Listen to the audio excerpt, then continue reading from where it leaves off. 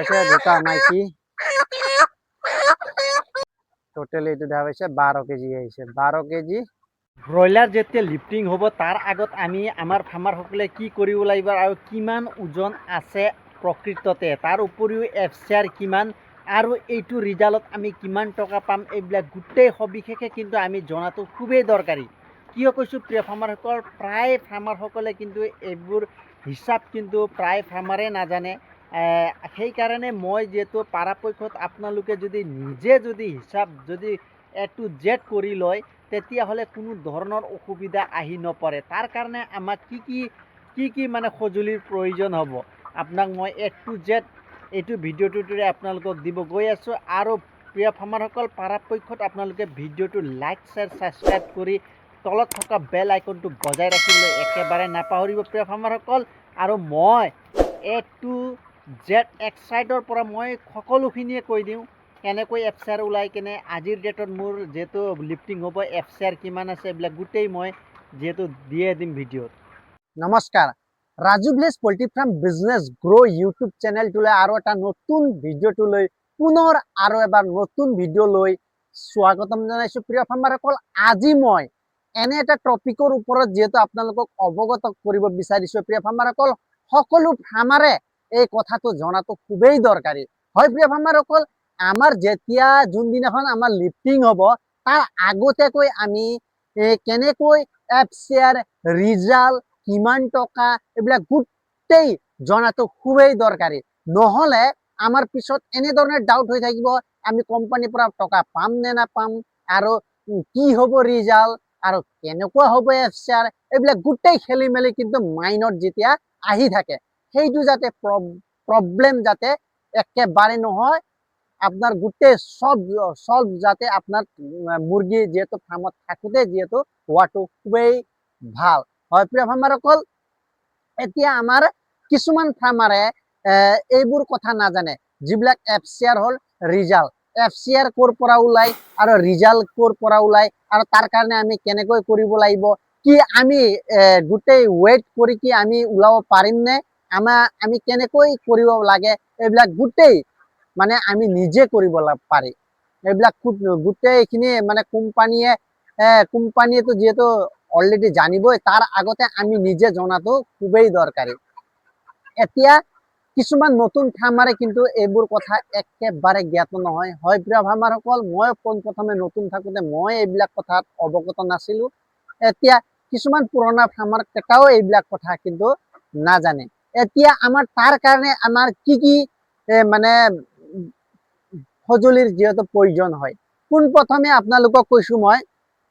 এটা সাধাৰণ কাটা এটা লৈ ল'ব এনেধৰণৰ এটা এই বজাৰত অনলাইনত আপোনালোকে কিনিবলৈ পোৱা যাব এনেধৰণৰ এটা কাটা আপোনালোকে লৈ ল'ব কাৰণ ছুপাৰভাইজাৰটো যেহেতু ৱেইট কৰি তেওঁলোকে গোটেইখিনি বৈ লিখি যায় তথাপিও আপুনিও পাৰ্চনেলি নিজে কৰিব এনে এটা কাটা লৈ ল'ব তাৰ ওপৰত তাৰ উপৰিও আপোনালোকে এনেধৰণে বহী কলম লৈ ল'ব বহী কলম কিয় লৈ ল'ব কৈছোঁ কাৰণ এইবোৰ আপোনাৰ কিমান ৱেইট আহিছে কোনটো বৰ্ডিঙত এতিয়া আপোনাৰ ইয়াত যিমানখিনি মুৰ্গী আছে ইয়াত মই কেইটা কাটা কৰিম পোনপ্ৰথমে আপোনাৰ সিফালে সৰু মুৰ্গী আছে তাত এক কাটা কৰিম ইয়াত দুটা মাজত এই লাষ্টত এটা আপনাৰ একেবাৰে সাইডত এটা কৰি 3 কাটা যেহেতু কৰিম আৰু সেইখন ফাৰ্মত 3 কাটা কৰিম 3 কাটা কৰাৰ পিছত গোটেইখিনি ওজন মই এইখন বহীত লিখিম তাৰ পিছত মই কি কৰিম দানা কিমান খাইছে আজিৰ ডেটত আজি যেহেতু লিফটিং হ'ব যেহেতু কোম্পানীৰটো গোটেই হিচাপটো অলৰেডি ছুপাৰভাইজাৰে ওলাই থৈ গ'ল তথাপিও ময়ো নিজে কৰাটো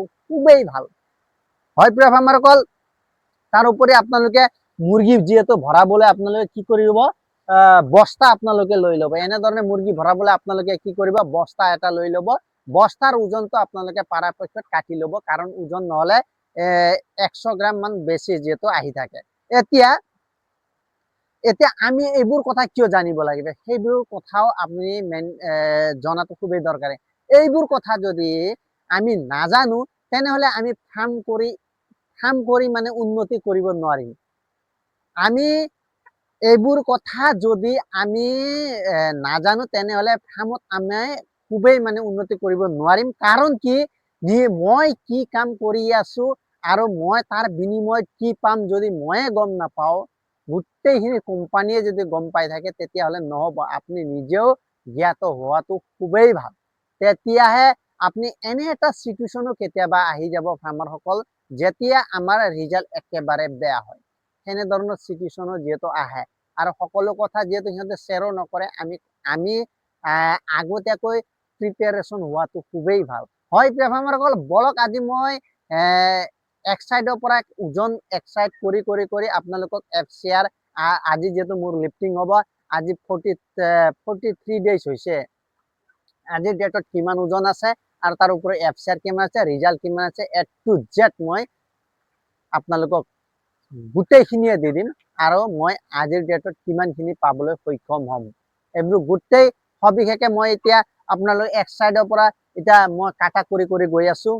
আমাৰ সকল মই ইয়াত ওজন কৰি আপোনালোকক দেখুৱাই আছো। ইয়াত এই যোনটো সৰু মই যোনটো পাৰ্টিশ্যন কৰি ৰাখিছো সেইবোৰ মুৰ্গীত যিহেতু মই এতিয়া ৱেইট কৰিম, তাৰপিছত সেইটো বৰ্ডিঙত ৱেইট কৰিম। এনেদৰে মই 3 কাটা যিহেতু এইটো ফাৰ্মত মই কৰিম, আপোনালোকে চাই থাকিব। এনেদৰে আপোনালোকে লৈ ল'ব, যিহেতু আপোনালোকে এনেধৰণে 0-0 কৰি ল'ব, যিহেতু দেখা 0-0 কৰি ল'ব। এইটো 2 পইণ্টত আহিছে, আপোনাৰ লৰি থাকিলে এনেদৰে 0-0 কৰি ল'ব। তাৰপিছত আপোনালোকে কি কৰিব, 4জনী মাইকী ল'ব মিডিয়াম চাইজৰ, আপোনালোকে পৰাপক্ষত সৰুৱে ল'ব, কাৰণ আমি সদায় সৰু লোৱাটোৱে ভাল। তাৰপিছত আপোনালোকে ডাঙৰ এটা মতা ল'ব, তেতিয়া আপোনালোকৰ ৱেইটটো ওজনটো মিলি থাকিব। এতিয়া প্ৰিয় ফাৰ্মাৰসকল, মই এতিয়া বস্তা ল'লো, ধৰিব ষ্টাৰ্ট কৰিলোঁ। যেহেতু এইটো মতা মুৰ্গী, আপোনালোকে দেখা পাইছে, এটা লৈ ল'লো। তাৰপিছত এনেধৰণে মিডিয়াম চাইজৰ মুৰ্গী ল'ম, এইটো আপোনাৰ দেখা পাইছে, এনে চাইজৰ মিডিয়াম চাইজৰ মাইকী ল'ম। তাৰপিছত এইটো এটা ল'লো, মাইকী মুৰ্গী ল'লো, দেখা পাইছে, এইটো মাইকী মুৰ্গী। একেবাৰে মই জেনুইন যোনটো হয় সেইটো আপোনালোকক দেখুৱাম। তাৰপিছত এইটো এটা হাঁচাক, এইটো মাইকী মুৰ্গী, যিহেতু 4জনী হৈ গ'ল। তাৰপিছত আপোনাৰ পৰাপক্ষত মই সৰু লোৱাটো চেষ্টা কৰি আছো। এইটো চাওক, একেবাৰে সৰু, দেখা পাইছে, একেবাৰে সৰু মই লৈ ল'লো এটা। এটা মতা 4টা মাইকী মুৰ্গী লৈ ল'ব আপোনালোকে। তাৰপিছত আপোনালোকে ওজন কৰিব। তাৰপিছত আপোনালোকক যিহেতু 0-0 হৈ আছে, আপোনালোকক মই আৰু এবাৰ দেখুৱাই দিম। 0-0 হোৱা নাই, হ'ব, এইটো 0-0 হৈ আছে, 0-0 হৈ আছে। এতিয়া মই ইয়াক ওজন কৰি আছো, কিমান আহিছে,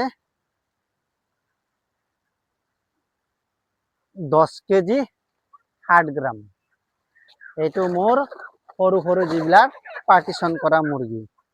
এতিয়া 10 কেজি 60 গ্ৰাম, এইটো আপোনালোকক এইটো চাব পাৰে, উল্টা হয় নেকি, এনেকৈ দেখাই দিলে সুবিধা হয় নেকি, মানে মুঠতে 10 কেজি 60 গ্ৰাম, 10 কেজি, এইটো 7টো উল্টা হৈ আছে, 10 কেজি 7 গ্ৰাম যিহেতু ওলাইছে ইয়াত। এতিয়া মই আপোনালোকক লিখি আছো, 10 কেজি 7 গ্ৰাম সৰু মুৰ্গীত। নেক্সটটো আমাৰ আকৌ সেইটো যিহেতু পাৰ্টিশ্যনত গৈ আছো, বলক। টোটেল এইটো দেখা পাইছে 12 কেজি আহিছে, 12 কেজি আহি গৈছে। এতিয়া ইয়াত আপোনালোকে ধৰিব পাৰিব 200 যিহেতু আছে। এতিয়া যদি আমি হিচাপ কৰোঁ, অকল প্ৰথম মই ওজন কৰিছিলোঁ 10 কেজি যিহেতু 5টা মুৰ্গীত, ছেকেণ্ড মই মাজত ওজন কৰিছিলোঁ 12 কেজি যিহেতু 5 পিছত 22 কেজি যিহেতু হয়, এভাৰেজত আপোনাৰ হিচাপ কৰিব গ'লে 2 কেজি 200। তাৰপিছত 42 ডেইজত যিহেতু দানা খাইছে কিমান, 50 কেজিৰ বস্তা যিহেতু 129 বেগ খাইছে, আপোনাৰ 6450 কেজি, 6400 যিমানখিনি দানা খাইছে তাৰ লগত আমাৰ মুৰ্গীৰ ওজন যদি আমি এইটো কৰি দিওঁ, FCR ওলাই যায়। 1830টা ব্ৰইলাৰ আছে, যিহেতু 1830টা ব্ৰইলাৰত যিহেতু মই ওজন যিহেতু কৰিলোঁ 3934 পাইছোঁ। এই দুটাক যদি আমি হৰণ কৰি দিওঁ, হৰণ কৰি দিলে FCRটো 1.63 যিহেতু ওলাই যায়। FCR বহুত ষ্টেণ্ডাৰ্ড ভাল।